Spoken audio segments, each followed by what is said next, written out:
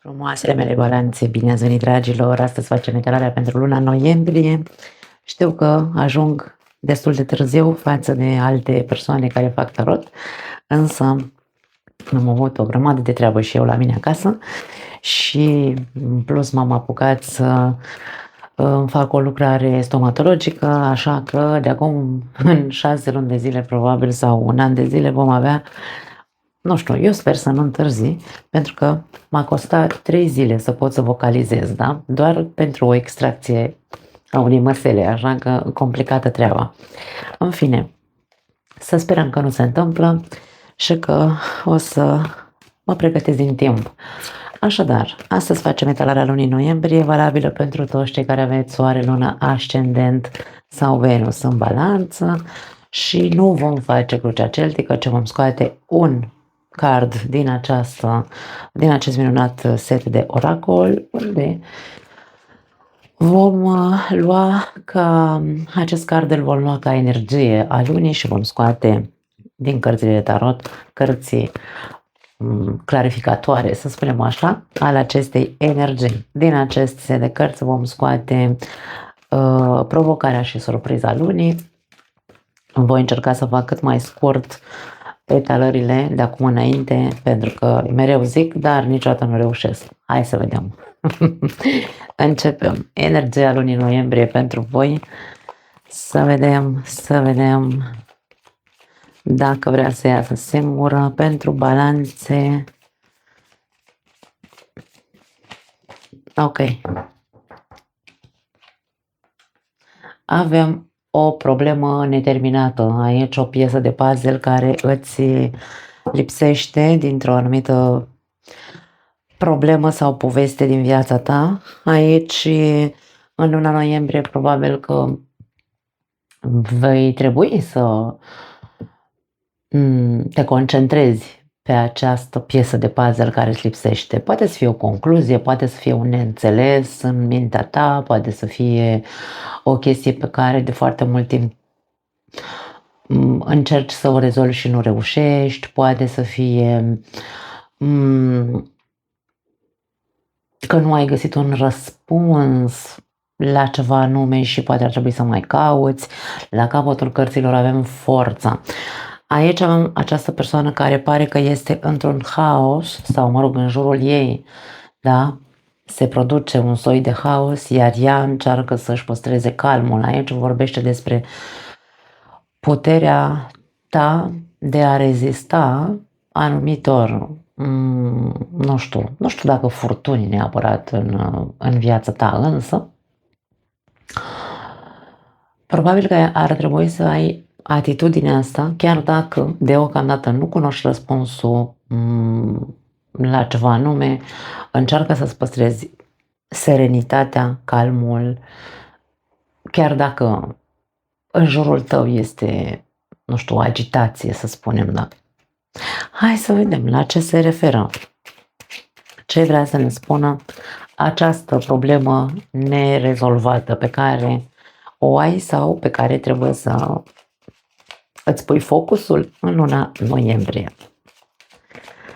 Hai să vedem. Lumea, trebuie încheiat eu cred că pe tine ce te costă, de aia aici e neterminată o treabă, o poveste.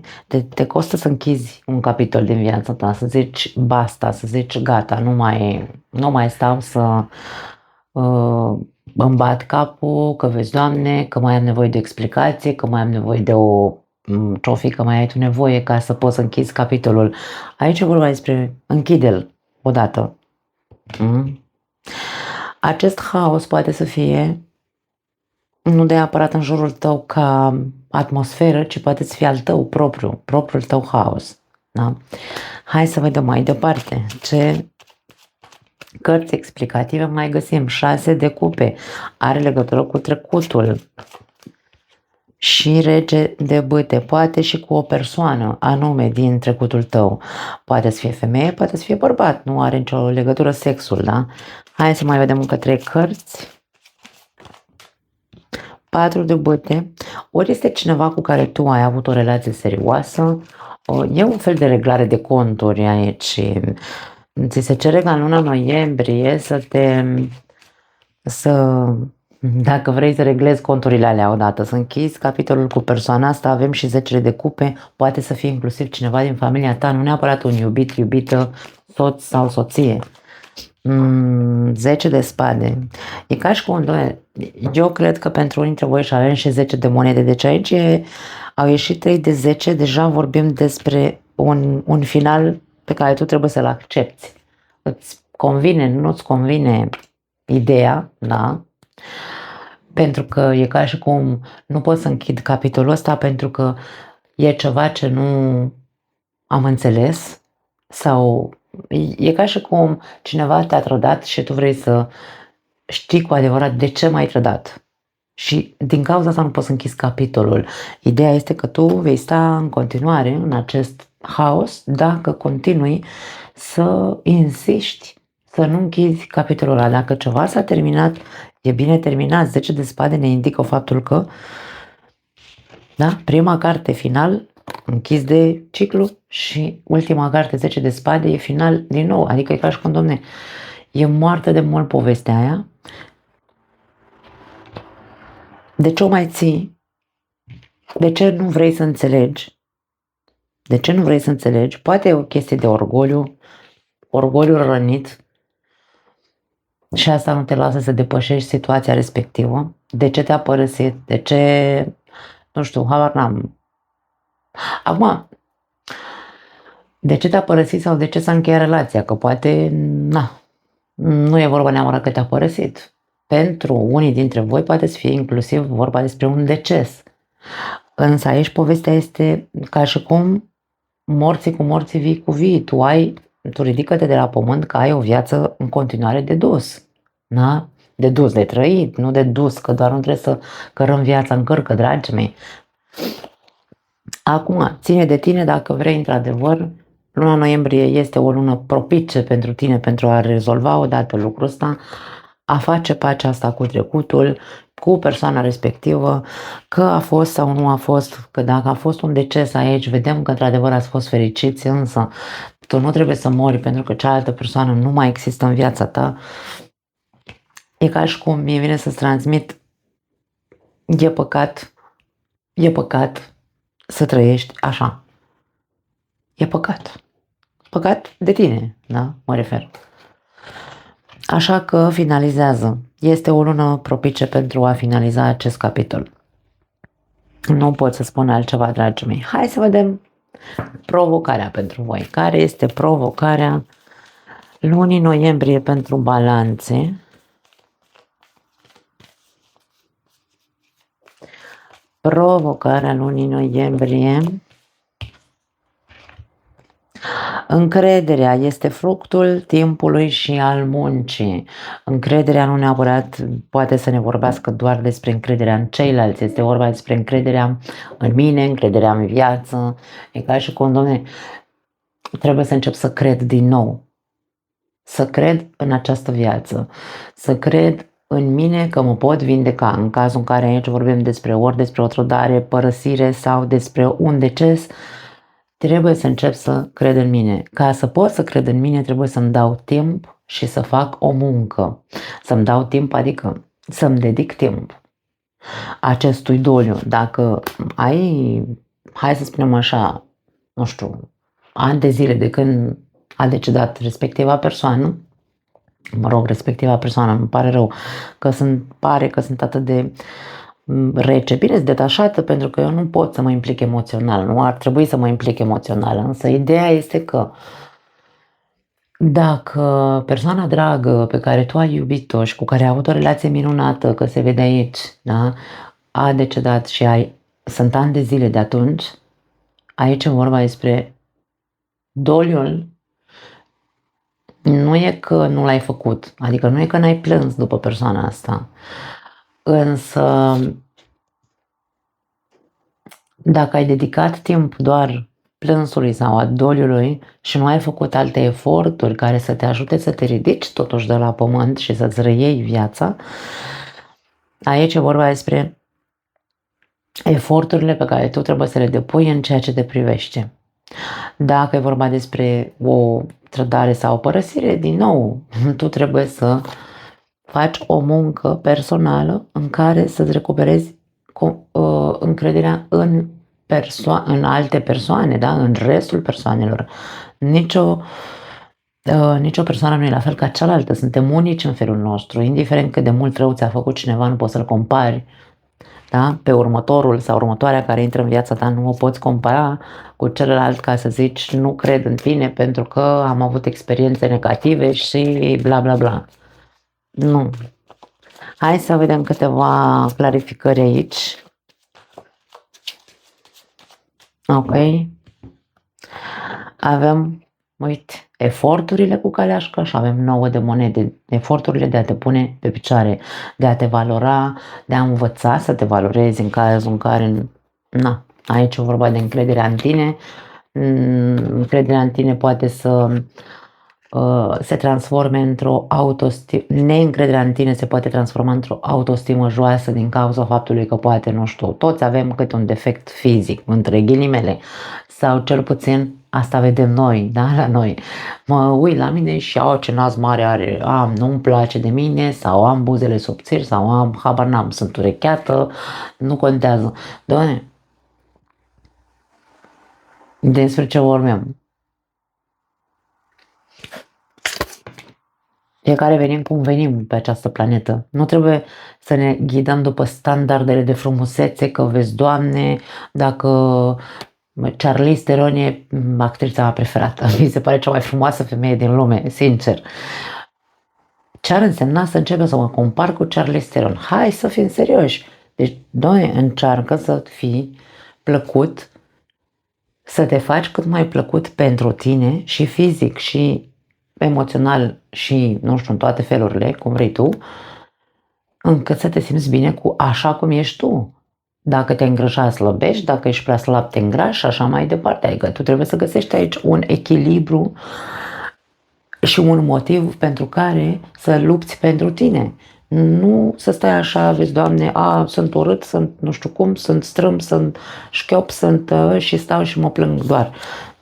Na, îmi pare rău, știți că eu sunt foarte dură în etalările mele, provocarea este să pui mâna să te ocupi de tine și să începi încet încet să ai încredere în tine. Ridică-ți autostima în toate, prin toate formele posibile. Nu mai sta aici să zici îmi lipsește mereu ceva, îmi lipsește, nu știu, ce vrei. 90, 60, 90, depinde. Dacă ai 20 de ani, poate că poți. Dacă ai 50 sau, mă rog, până în 50, cam complicat. Se poate? Se poate. Cu eforturi multe. Da, eu nu... În fine, nu vreau să intru în polemici, voi faceți cum credeți și luați mesajele și faceți ce vreți cu ele. Mai departe, hai să vedem surpriza. Surpriza lunii noiembrie pentru balanțe. Ok. Na. Cum ți se pare acest final fericit? Te întreabă aici această carte. Surpriza este... Îmi vine să spun că luna noiembrie pentru voi vor veni anumite evenimente care vă vor pune la probă exact această încredere despre care vorbeam mai devreme. Această surpriza se va îmbina cu provocarea, pentru că această întrebare, cum ți se pare acest final fericit, și în această poză avem o persoană cu mâinile la cer ca și cum, de ce, Doamne, mi-ai făcut asta, de ce viață mă chinui atât de mult, toate aceste de-ceuri și această nemulțumire, furie sau frustrare pe care o are această persoană, îți va fi pusă la încercare. Surpriza este că evenimentele care vin au de văzut cu această muncă probabil pe care trebuie să o faci, care să-ți arate că ești răzvrătit, probabil injust cu viața. De ce zic că ești răzvrătit degeaba? Pentru că tu nu ai făcut eforturi, doar ai stat și te-ai plâns. Doar ai stat și ai plâns.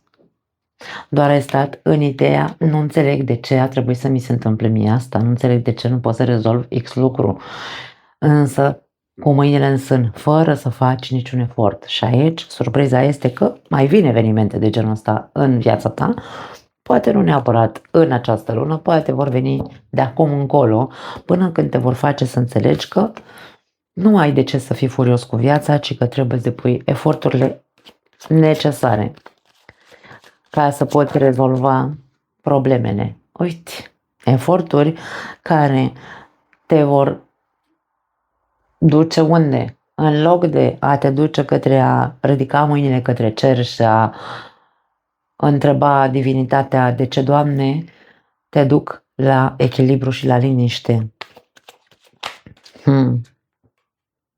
Și la ieșirea din borcanul cu melancolie, da? Butoiul cu melancolie, la ieșirea din propria fantezie, nu știu, știți că eu zic telenovelă acestui card, la ieșirea din visare, din dezamăgire. Toate aceste adjective pe care le-am enumerat sunt stările sau starea în care tu persiști. Iar aici este ca și cum răzvrătește-te odată, nu pentru a înjura cerurile, ci pentru a observa temperanța.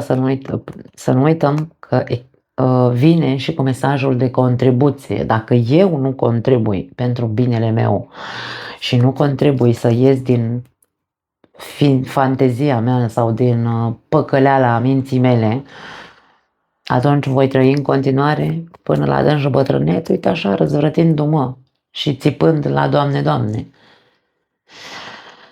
Nu pot să spun decât că pregătiți-vă începând cu această lună noiembrie, cei care vă regăsiți, bineînțeles, în această etalare, că n-are cum să fie pentru toată lumea, să mai primiți, dacă vrei tu să le numești lovituri sub centură de la viață, numește-le așa, însă nu vor fi de la viață, sau mă rog, vor fi de la viață, dar nu pentru ca tu să rămâi acolo plângându-te în continuare, ce vor fi ca să te trezească odată și să-ți dai seama că ajunge, că trebuie încheiat un capitol. Pentru a încheia acel capitol, în primul și în primul rând trebuie să accepti că ce e mort e mort, morții cu morții, vii cu vii, că tu nu ai de ce să stai pe degeaba în această viață să treacă anii peste tine, ci că trebuie să faci un efort sau eforturi care să te ducă din nou la nivelul în care să vezi că să faci eforturi ca din ce în ce să te simți mai bine cu tine, indiferent cum arăți, indiferent ce vârstă ai, indiferent ce rang porți. Da. Așadar, pregătiți-vă să mai vină evenimente către voi și veți vedea că ceea ce vă produc acele evenimente vor fi furie. Dar furie nu pe voi pentru că nu faceți nimic, ci furie pe cei din jur, pe divinitate, pe toate, ca și cum aici cred tot ceea ce mi se spune. De exemplu, uite, tu te uiți acum la Zodia Balanță și zici sau te-ai uitat la alte materiale sau la alte, nu știu, la alte canale, la Zodia Balanță și crezi tot ce auzi, dar nu mă refer că nu ar fi, nu știu, adevărat. Crezi orice variantă de tarot pe care o asculți sau astrologie, chiar dacă tu știi în sinea ta că nu pupă cu povestea ta, dar tu iei de bună tot aici. Este mare, cumva, de-aia spune fantezie și e autominciună, da? Autosabotaj, dacă vrei.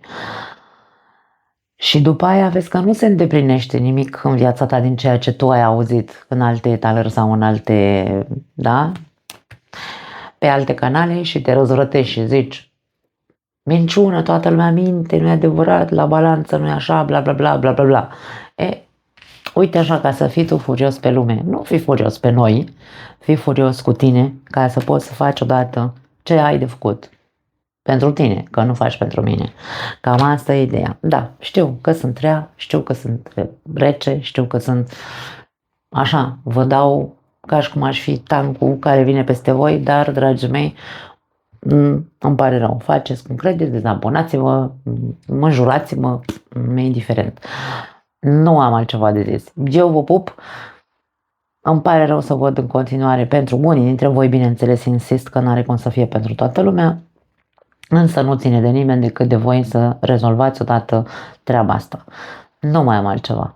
Ne vedem data viitoare dacă vreți să mai fiți pe aici. Vă pup! Ceau!